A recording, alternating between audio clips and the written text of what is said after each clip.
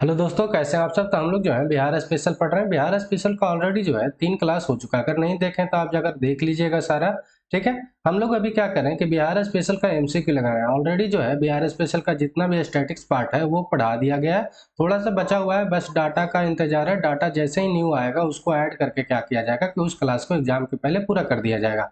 हम लोग एमसीक्यू ले रहे हैं कहाँ से, तो बीपीएससी का जितना तरह का भी एग्जाम होता था उसका हम लोग क्या कर रहे हैं कि प्रीवियस ईयर क्वेश्चन ले रहे हैं। साथ ही साथ जितना भी इंपॉर्टेंट क्वेश्चन बनेगा ये जो है बिहार स्पेशल का, और ये जो है किस बुक से प्रेफरेंस लिया जा रहा है इंपॉर्टेंट क्वेश्चन बनाने का, तो आपको याद रखना है कि इम्तियाज अहमद का जो बुक है बिहार स्पेशल का सबसे बेस्ट बुक होता है, उससे लिया जा रहा है। तो आपको इतना काम क्या करना है बिहार स्पेशल का लिए। तो बिहार स्पेशल के लिए सिंपल सी काम करना है कि आप जाकर स्टैटिक्स पार्ट देख लीजिएगा और फिर एमसीक्यू लगा लीजिएगा। आपका एक भी बिहार स्पेशल का क्वेश्चन नहीं छूटेगा। हम लोग जानते हैं कि बीपीएससी का अगर कोई भी एग्जाम होता है, जैसे कि सिविल सर्विस वाला होता है और साथ ही साथ बिहार का टीचर वाला होता है, तो उसमें 20 प्लस क्वेश्चन क्या होता है आपका बिहार स्पेशल का ही होता है। साथ ही साथ इस बार देखे होंगे कि एसआई का भी एग्जाम हुआ, तो उसमें क्या हुआ कि 5 से 6 क्वेश्चन क्या है कि आपका बिहार स्पेशल का था। बिहार का कोई भी एग्जाम होता है तो आप समझिए कि 10 क्वेश्चन क्या होता है कि 10 प्लस क्वेश्चन बिहार का ही होना चाहिए और होगा भी।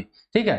क्योंकि ये बिहार का एग्जाम है तो इंपॉर्टेंट भी, और छोटा सा सिलेबस है, हिस्ट्री पॉलिटी ज्योग्राफी ये सब जितना भी क्लास है उससे क्या होता है कि ये बहुत छोटा होता है और जो है एग्जाम के लिए बहुत ज्यादा इंपॉर्टेंट हो जाता है। तो चलिए आज का क्लास हम लोग शुरू करते हैं। वीडियो अच्छा लगेगा तो लाइक करिएगा, कमेंट करके, शेयर करके, सब्सक्राइब करके बेल आइकन दबा दीजिएगा ताकि आपके पास नोटिफिकेशन टाइम टू टाइम पहुंचता रहे।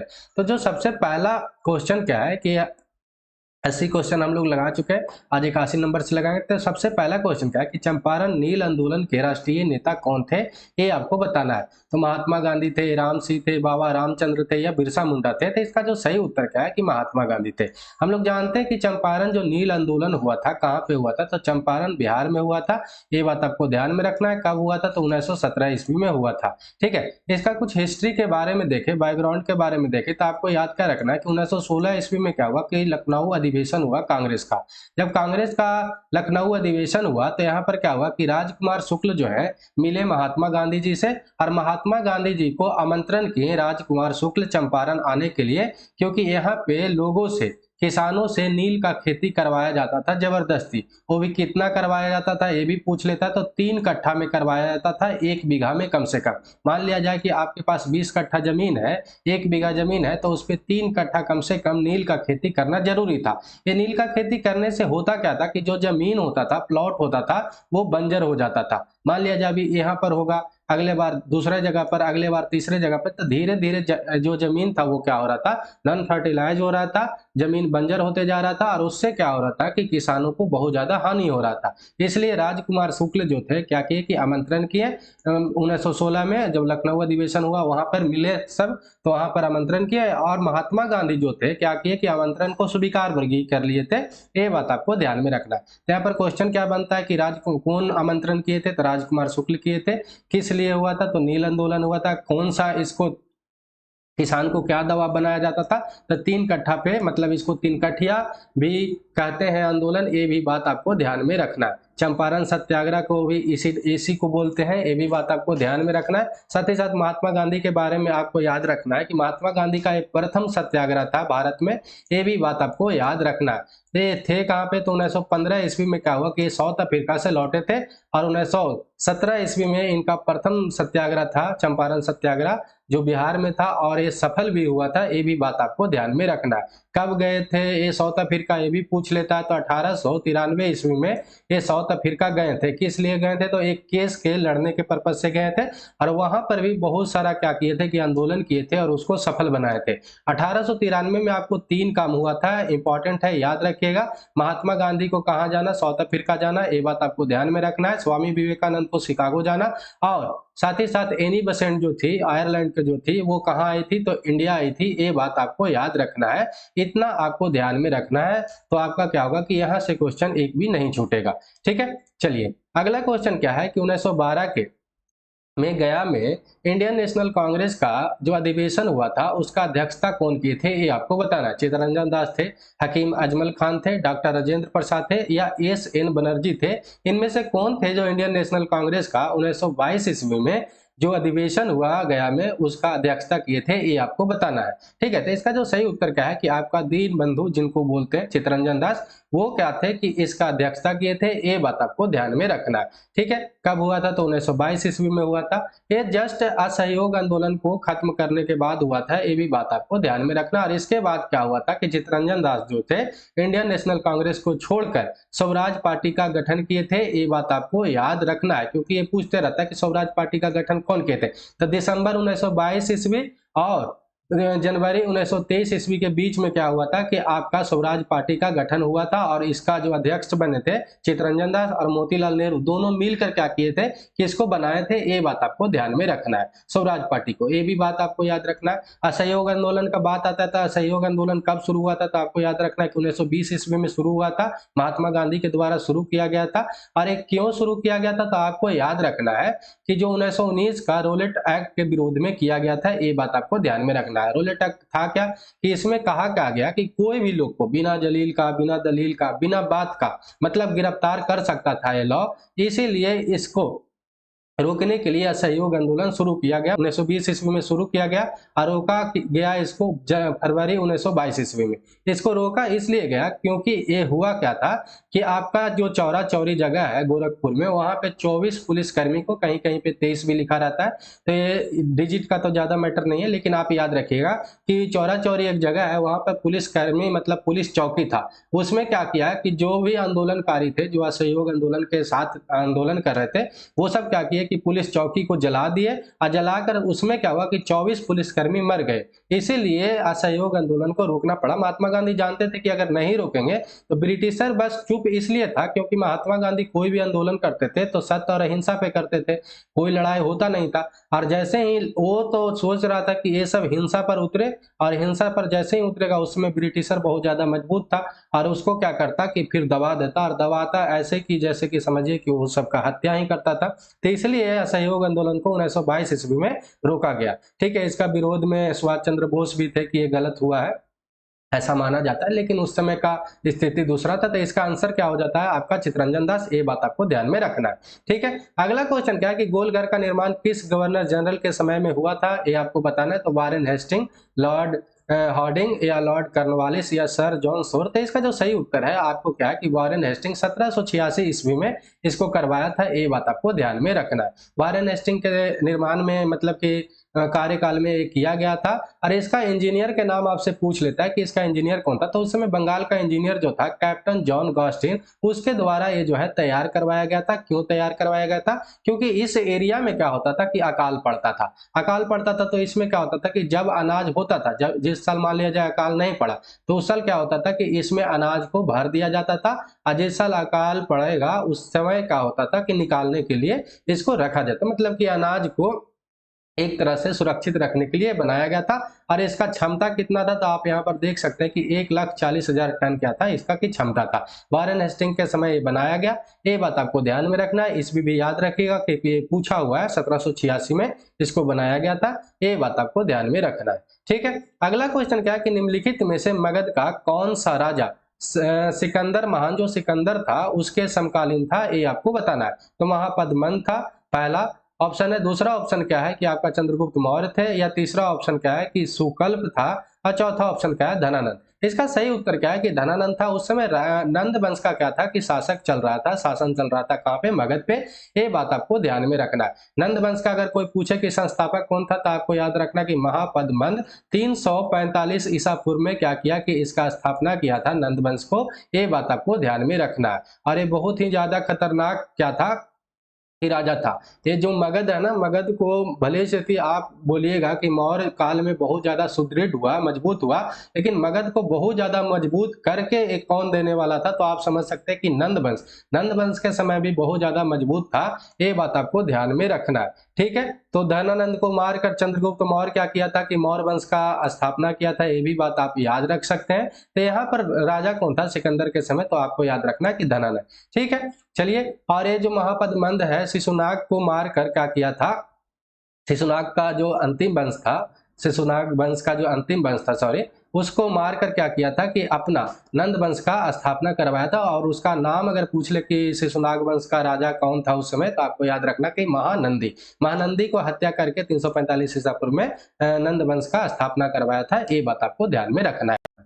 ठीक है, अगला क्वेश्चन क्या है कि पटना के 1857 के क्रांति जो हुआ था, तो उस समय पटना में भी हुआ था, तो पटना के मतलब कि स्वतंत्रता संग्राम का नेता कौन थे, पटना की तरफ से कौन लड़े थे, ये आपको बताना है। तो पीर अली खान थे, कुशल सिंह थे, जुधार सिंह थे या कुंवर सिंह थे। तो इसका जो सही उत्तर का है आपका पीर अली खान थे, ये बात आपको ध्यान में रखना है। एक पुस्तक विक्रेता थे, सबसे पहला आपको याद क्या रखना है कि एक पुस्तक विक्रेता थे। ऐसा क्वेश्चन बना देता है, बहुत सारा नोट्स दे देता है, उसमें लिखा रहता है कि एक स्वतंत्रता संग्राम के समय 1857 के स्वतंत्रता संग्राम के समय पटना में एक पुस्तक बेचने वाला व्यक्ति थे, वो उनका नाम क्या था, ऐसे कहानी बना के दे देगा। तो पीर अली खान नाम था, ये बात आपको ध्यान में रखना है। और इनको बाद में क्या किया गया था कि इसी आंदोलन में भाग लेने के कारण इनको फांसी दे दिया गया था, मृत्यु दंड दे दिया गया था, ये बात आपको ध्यान में रखना है। अंग्रेजों ने पकड़ लिया और उनके बाद में क्या किया कि इनको हत्या कर दिया। 1857 के क्रांति से जितना भी सवाल बनता है आज के बाद नहीं छूटेगा। तो आपको याद क्या क्या चीज रखना है कि 1857 की क्रांति का जो अगर कोई पूछे कि सर्वप्रथम प्रारंभ कहाँ पे हुआ था, तो मेरठ में। मेरठ अभी कहाँ पे पड़ता है, तो यूपी में पड़ता है, ये बात आपको याद रखना है। दिल्ली से नजदीक ही है, ये ज्यादा दूर नहीं है दिल्ली से, ठीक है। दिल्ली से रिंग एरिया में आप बोल सकते हैं, ठीक है। 1857 के विद्रोह के समय अगर कोई पूछे कि ब्रिटिश प्रधानमंत्री वहां का कौन था, तो ये बात आपको याद रखना कि टॉम स्टर्न था, ठीक है। 1857 की जो स्वतंत्रता का जो प्रतीक था क्या था, तो कमल और रोटी था, ये बात आपको याद रखना है। मंगल पांडे के बारे में हमेशा पूछते रहता है कि किस मतलब कि इन्फेंट्री से क्या थे कि वो जो थे काम करते थे, सिपाही थे। तो आपको याद रखना कि 34वीं नेटिव इन्फेंट्री से क्या करते थे कि वो सिपाही थे, ये बात आपको ध्यान में रखना। 1857 के क्रांति कहाँ पे खत्म हुआ, एक क्वेश्चन पूछा हुआ है, तो ग्वालियर से, ये बात आपको ध्यान में रखना। 1857 का जो विद्रोह हुआ था किस उर्दू कवि ने देखा था, ये हमेशा क्वेश्चन पूछते रहता है, तो मिर्जा गालिब। गालिब के बारे में याद रखिएगा, ठीक है। 1857 का जो विद्रोह के समय गवर्नर जनरल कौन था, ये क्वेश्चन बहुत ज्यादा इंपॉर्टेंट है, तो आपको याद रखना है कि लॉर्ड कैनिंग, इतना आपको याद रखना है। अरे ही फिर क्या हुआ था कि भारत का प्रथम वायसराय भी बना था। हम लोग जानते हैं कि 1857 के क्रांति के बाद जो गवर्नर जनरल था उसको क्या बोला जाने लगा, तो आपको वायसराय बोले जाने लगा था, ये बात आपको ध्यान में रखना है। कुछ कुछ हम लोग देख लेते हैं कि कोई कोई क्वेश्चन बनते रहता है कि कौन नेता कहां से लड़ा था 1857 के क्रांति से, तो इंपॉर्टेंट है जो देख लेते हैं। तो दिल्ली से कौन थे, तो आपको याद रखना है बहादुर शाह द्वितीय। लखनऊ से कौन थे, तो बेगम हजरत महल थे। कानपुर से थे नाना साहब, ये बात याद रखना। झांसी से रानी लक्ष्मीबाई, इनके बारे में तो याद ही रहता है हमेशा। इलाहाबाद से लियाकत अली थे, ये बात आपको ध्यान में रखना है। बनारस से जनसाधारण लोग मतलब जन लोग लड़े थे, लोग जो थे सब मिलकर लड़े थे। बिहार वाला इंपॉर्टेंट हो जाता है, बिहार के स्पेशल के लिए कुंवर सिंह थे जो जगदीशपुर आरा से लड़े थे, ये बात आपको ध्यान में रखना है। फतेहपुर से अजीमुल्ला थे और बरेली से आपको याद रखना है खान बहादुर खां, ये बात आपको याद रखना है। फैजाबाद से मौलवी अहमद उल्ला, इतना आपको याद रखना है। तो बिहार मतलब कि 1857 के क्रांति से लगभग आपका क्वेश्चन नहीं छूटता है, ये बात आपको ध्यान में रखना है, ठीक है। अगला क्वेश्चन क्या है कि अभिलेखों में किस शासक का उल्लेख प्रियदर्शी या देवनाम प्रिय के रूप में किया गया है, ये आपको बताना है। तो चंद्रगुप्त मौर्य को, हर्षवर्धन को, समुद्रगुप्त को या अशोक को। तो इसका जो सही उत्तर क्या है कि अशोक को। अशोक को जो है क्या बोला गया है, प्रियदर्शी या देव नाम प्रिय अभिलेख में। पुराण में क्या बोला गया था, अशोक वर्धन बोला गया है, ये बात आपको याद रखना है। अशोक जो थे किनका पुत्र थे, एक क्वेश्चन पूछते रहता है, तो बिंदुसार के थे। बिंबिसार के नहीं, बिंबिसार जो थे हर्यक वंश के रिलेट करते थे, और बिंदुसार जो थे चंद्रगुप्त मौर्य के पुत्र थे, ये बात आपको ध्यान में रखना है। और अशोक के क्या थे कि बाबूजी थे, ये भी बात आपको ध्यान में रखना है, ठीक है। मतलब कि चंद्रगुप्त मौर्य जो थे अशोक के कौन थे, तो आपको याद रखना है दादाजी, ये बात आपको ध्यान में रखना है, ठीक है। मतलब कि एंशिएंट इंडिया में जाते हैं और उसका हिस्ट्री देखते हैं तो इनसे बड़ा कोई भी राजा नहीं था, ये बात आपको ध्यान में रखना। अशोक महान से, ये बात आपको याद रखना है, ठीक है। अशोक वर्धन इनको पुराणों में बोला गया है, ये भी बात आपको याद रखना है, ठीक है। चलिए अगला क्वेश्चन क्या है कि बेगूसराय में चौकीदारी कर के विरुद्ध आंदोलन एक हिस्सा था। किस मतलब आंदोलन हुआ था पूरे भारत में जिसका जो है बेगूसराय जिला में चौकीदारी कर वहां पे विरोध किया गया था आंदोलन, ये आपको पूछ रहा है, ठीक है। तो इसका जो इसमें से ऑप्शन चुनना है। तो असहयोग आंदोलन के समय चौकीदारी करके विरोध हुआ था, या खिलाफत आंदोलन के समय, या भारत छोड़ो आंदोलन के समय, या सविनय अवज्ञा आंदोलन के समय। तो इसका जो सही उत्तर क्या है आपका कि सविनय अवज्ञा आंदोलन के समय क्या हुआ था कि बेगूसराय में चौकीदारी कर के विरोध आंदोलन छिड़ा। इसका कारण क्या था कि हम लोग जानते हैं कि 12 मार्च को क्या शुरू हुआ। 12 मार्च जो है 1930 ईस्वी को आपका शुरू हुआ दांडी मार्च। दांडी मार्च को ही नमक सत्याग्रह भी बोलते हैं, सॉल्ट मार्च भी बोलते हैं, ये बात आपको याद रखना है। ये 6 अप्रैल 1930 ईस्वी तक चला। पहले तो आपको इतना डेट याद रखना है कि 24 दिन तक चला था, ये बात आपको ध्यान में रखना है।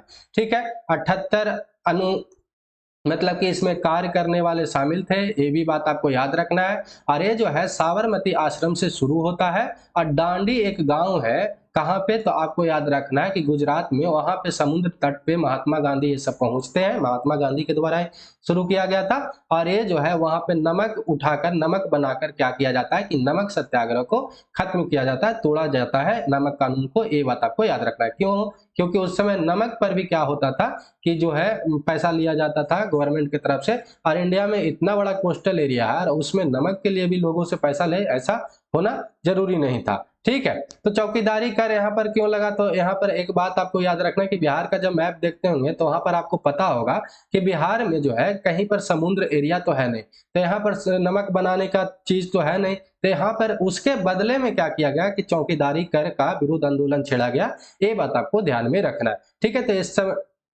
इस समय किया गया था, तो सविनय अवज्ञा आंदोलन के समय।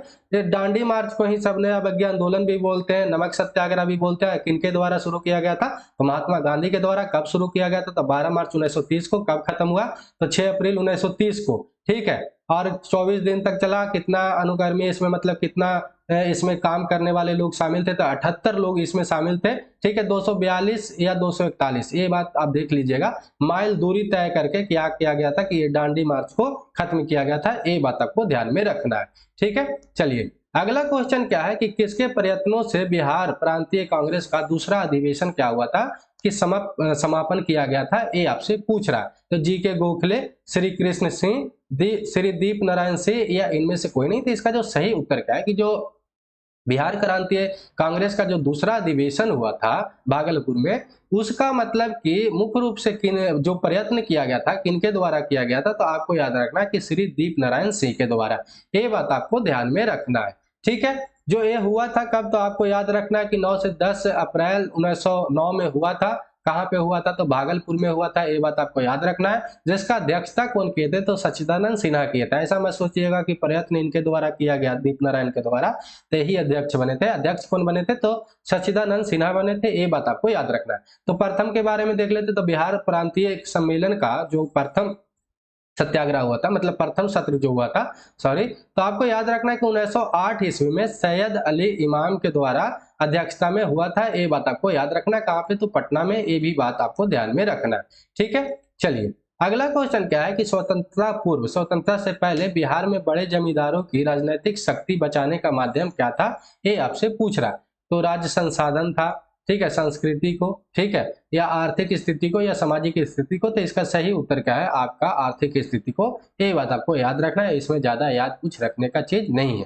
ठीक है, चलिए अगला क्वेश्चन क्या है कि मुजफ्फरपुर में किंग्स फोर्ट की हत्या का प्रयास कब किया गया था, ये आपसे पूछ रहा है। तो 1908 ईस्वी में, 1909 ईस्वी में, 1907 में, या 1911 में। तो इसका जो सही उत्तर क्या है कि आपका याद रखना है 1908 ईस्वी में। ये बात आपको याद रखना। प्रफुल्ल चौकी और खुदीराम बोस के द्वारा क्या किया गया था कि ये प्रयास किया गया, लेकिन ये प्रयास सफल नहीं रहा। कारण क्या था कि यहाँ जिस कार पे मतलब कि बम अटैक किया गया था, बम फेंका गया, उस कार पे ये जो डगलस किंग्सफोर्ड था बैठा हुआ नहीं था, उस पर 2 महिला थी, और उस महिला का क्या हो जाता है, दोनों महिला का मौत हो जाता है और ये बच जाता है। ये बात आपको ध्यान में रखना है। अरे हुआ कब था, तो 23 अप्रैल 1908 ईस्वी को मुजफ्फरपुर जिला में। ये बात आपको ध्यान में रखना है। ठीक है, 11 अगस्त 1908 ईस्वी को क्या हुआ कि खुदीराम बोस को अंग्रेजों ने कलकत्ता में फांसी दे दिया। ये बात आपको ध्यान में रखना है। उस समय उम्र कितना था, ये भी कभी कभी पूछ लेता है। तो 18 साल 8 महीना 8 दिन इनका उम्र था। ये बात आपको ध्यान में रखना है। ठीक है, चलिए अगला क्वेश्चन क्या है कि पटना कलम या पटना शैली का अंतिम चित्रकार किन्हें माना जाता है। ये बहुत बार सवाल पूछ चुका है आप मेंस भी देते होंगे तो उसमें ए आप लिखते होंगे, ठीक है। और इसमें क्या होता है कि एक सवाल तो हमेशा आते ही रहता है, मेंस में भी आता है और ये जो है प्री में भी पूछते रहता है। तो आपको ये पूछ रहा है कि अंतिम पटना कलम का या पटना शैली का चित्रकार कौन थे, ये आपको बताना है। तो नंदलाल बसु को, ठीक है, माना जाता है, या अवधेश कुमार सिन्हा को बोला जाता है, या ईश्वरी प्रसाद को, या केदार शर्मा को। तो इसका जो सही उत्तर क्या है कि ईश्वरी प्रसाद को ये बोला जाता है, ये बात आपको ध्यान में रखना है। पटना कलम क्यों शुरू हुआ था पटना के क्षेत्र में, तो आपको याद रखना है थोड़ा सा हिस्ट्री, कि मुगल लोग क्या किया था कि दिल्ली से जो भी कलाकार जो थे इसका पटना शैली का, वो क्या किए थे कि मुगल काल में क्या हुआ था कि भाग गया था, वहां से भगा दिया गया था और पटना के एरिया में आकर बसे थे और यहीं पर उसका फिर उस शैली का क्या हुआ था, उजागर हुआ था। तो ये थोड़ा सा उसका हिस्ट्री है, ठीक है। ईश्वरी प्रसाद के द्वारा ये क्या माना जाता है कि इनके द्वारा खत्म होने के साथ ही इनका जो अंतिम चित्रकार भी खत्म हो जाते हैं, ये बात आपको ध्यान में रखना है, ठीक है। अगला क्वेश्चन क्या है कि बिस्मिल्लाह खां संबंधित थे किस चीज से, संतूर वादन से, या तबला वादन से, या बांसुरी वादन से, या शहनाई वादन से। तो इसका जो सही उत्तर क्या है आपका शहनाई वादन से, बहुत अच्छे शहनाई जो है बजाते थे, ये बात आपको ध्यान में रखना है, ठीक है। चलिए अगला क्वेश्चन क्या है कि महाकवि विद्यापति जो है किस युग का कवि है, ये बात आपको बताना है। जब हिंदी साहित्य पढ़िएगा ना तो हिंदी साहित्य में को डिवाइड किया गया है आधुनिक काल में, आदि काल में, मध्य काल में, प्राचीन काल में, ऐसा जो है वहां पे डिवाइड किया गया। तो उसमें से किस काल में आते हैं विद्यापति, ये आपको बताना है। विद्यापति जो है मिथिला क्षेत्र के एक बहुत बड़े कवि थे, ये बात आपको याद रखना है। तो इसमें जो है कौन से काल में थे ये आपको बताना है, आधुनिक काल के, आदि काल के, मध्य काल के, या प्राचीन काल के। तो इसका जो सही उत्तर क्या है कि आदि काल के थे, ये बात आपको ध्यान में रखना है। आपका आभट संस्कृत और मैथिली का बहुत बड़े जानकार व्यक्ति थे, ये बात आपको ध्यान में रखना है। आभट क्या होता है, तो आभट क्या होता है कि हिंदी जो है ना, अभी हिंदी जो है संस्कृत से, आभट से, अपभ्रंश से, ये सबसे टूट टूट कर जो है अभी का जो खड़ी हिंदी बोलते हैं उसको जो है बनने में बनकर आया। तो मतलब हिंदी का ही समझिए कि पुराना रूप है, ये बात आपको याद रखना है। मतलब कि हार्ड जो हिंदी का जो है ना, एक समझिए कि हार्ड रूप है, मतलब हिंदी का ही प्राचीन रूप है, ये बात आपको याद रखना है, ठीक है। चलिए अगला क्वेश्चन क्या है कि कुंवर सिंह राजा थे कहाँ के थे, हमीरपुर के थे, रामपुर के थे, जगदीशपुर के थे, या धीरपुर के थे। तो इसका जो सही उत्तर क्या है, जगदीशपुर के थे। बिहार में आरा एक जगह है, वहीं पर के जगदीशपुर के राजा थे। 1857 के क्रांति में यहाँ से क्या किए थे कि आंदोलन किए थे, बहुत बड़ा भूमिका निभाए थे, ये बात आपको ध्यान में रखना है, ठीक है। अगला क्वेश्चन क्या है कि बिहार के प्रचलित कला कौन सा है, मधुबनी कला है, आपका अवधी है, मुगल है, या इनमें से कोई नहीं। तो इसका सही उत्तर क्या है आपका मधुबनी कला। बिहार में अगर आप घूमे होंगे, गांधी मैदान ये सब गए होंगे और दीवार में देखते होंगे कि बड़ा बड़ा आंख वाला और प्राकृतिक वाला जो चित्र होता है, बना होता है, वो चित्र किस कला से जुड़ा होता है, तो आपको याद रखना कि मधुबनी पेंटिंग का क्या है कि वो एक कला है, ठीक है। पहले इसमें क्या होता था कि जितना भी है प्राकृतिक नेचुरल कलर को यूज किया जाता था, लेकिन अब जो है सिंथेटिक कलर का भी, मतलब कि मैन मेड जो मानव द्वारा निर्मित होता है उस कलर का भी यूज किया जाने लगा है। तो ये बात आपको ध्यान में रखना है। तो मधुबनी पेंटिंग, ठीक है, जो है बिहार के लिए बहुत ज्यादा प्रचलित कला है, ठीक है। अगला क्वेश्चन क्या है कि बिहार का प्रसिद्ध पर्व कौन सा है, दुर्गा पूजा है, बैसाखी है, छठ पूजा है, या इनमें से कोई नहीं। तो इसका सही उत्तर क्या है कि छठ पूजा है, और आप लोग सब जानते भी होंगे।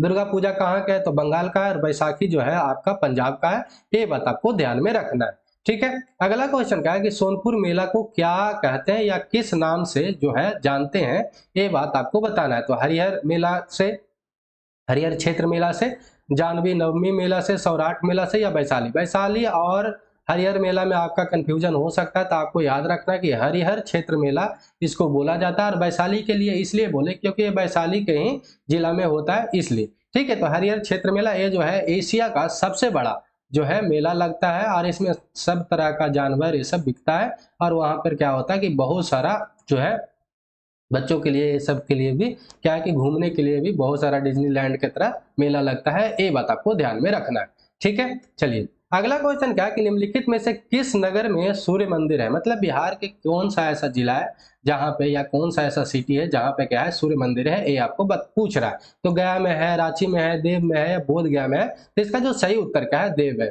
देव में है।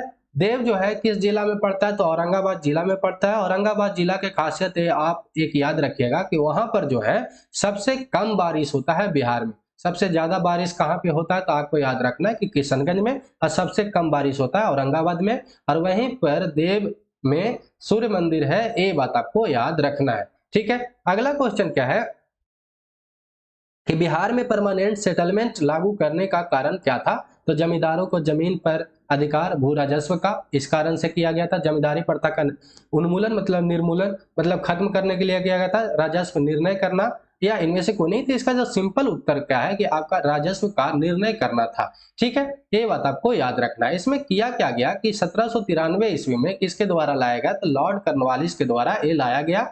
और किसके क्षेत्र में लाया गया ये भी पूछ लेता है, तो बंगाल, बिहार, उड़ीसा, बनारस और उत्तरी कर्नाटक में लागू किया गया। ये बात आपको ध्यान में रखना है। अस्थायी बंदोबस्त के तहत क्या किया गया कि जमींदारों को भूमि का अस्थायी मालिक बना दिया गया। ये बात आपको ध्यान में रखना।